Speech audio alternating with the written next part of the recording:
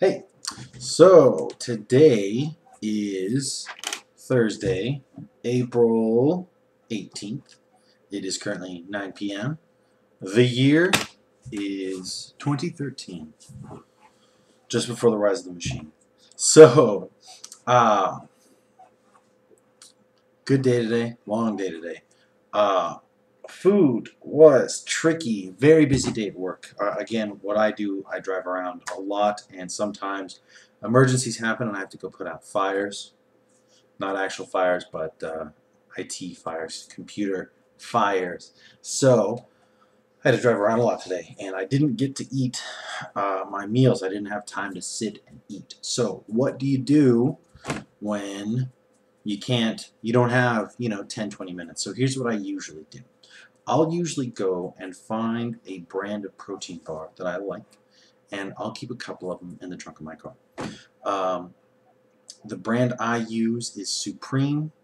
They're about 400 calories and 30 grams of protein. So pretty good macros, not particularly high on carbohydrates. So you'll have to find carbs some other way. So you can do a protein bar and something else that has carbs in it. Whatever you want. If you want to have chips, fine. If you want to have a little bit of soda, that's fine. You can have that. That's okay. I just did the protein bar just to kind of get me through. And then, lo and behold, by the time I finished taking care of things, it was basically time to work out. So I was at the gym, and I just got another protein bar. That got me kind of through the workout. Had some fruit too, same thing. It's expensive, more expensive if you buy the stuff on the go. But if you order things online, and I'm going to put some links in the description about places to go to just order protein bars, protein powder. It has reviews, and you can try stuff out.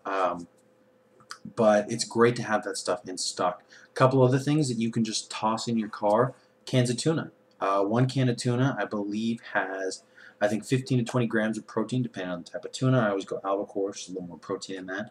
So you can have some cans of tuna in there, canned salmon. You can have any of those. They don't spoil, provided you're in a mildly temperate area. Or even, I live in LA. I drive around LA. It gets hot here. If you keep it in the trunk and you keep it covered, it's usually going to be fine. It's not going to spoil. It's not going to go bad. Don't forget the can opener. Unless you're good with like a rock or really MacGyvery. But can openers like 99 cents in a 99-cent store. That's usually the price for stuff. And you just same thing, toss it in your trunk, and it's just good to have those little snacks to prepare ahead of time. I'm going to talk a little more about how to prepare ahead of time, different things I do to make sure that I'm good, that I have some way to prepare, just to have options when I'm out in the field. Sometimes like what I do, I cook my food ahead of time, and sometimes the chicken I have will start to kind of smell a little gamey, or I forget and I leave it out in the sun a little bit. It's like, okay, I don't want to eat that. So it's just good to have some options. Cup of noodles, stuff like that for carbohydrates. Different things you can do. It's just good to keep a little bit of snacks in your car. Plus, you never know. You never know if you need to camp out for a week or a couple of days or something like that. You might decide to go hang out in the forest, spur of the moment. You might need to clear some space or something like that. Who knows?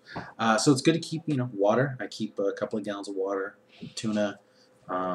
Protein bars, etc. I keep it in the trunk. It stays a little cooler. I try to keep it in my glove box, and again, I live in LA. All the bars melted and got all weird and warped. I ate them, but I didn't enjoy it as much as like a fresh, nice looking, non-strange bar. Anyways, so just those are a couple of tips. Make sure you're getting your food. Make sure you're hitting your protein. Make sure you're getting all that stuff.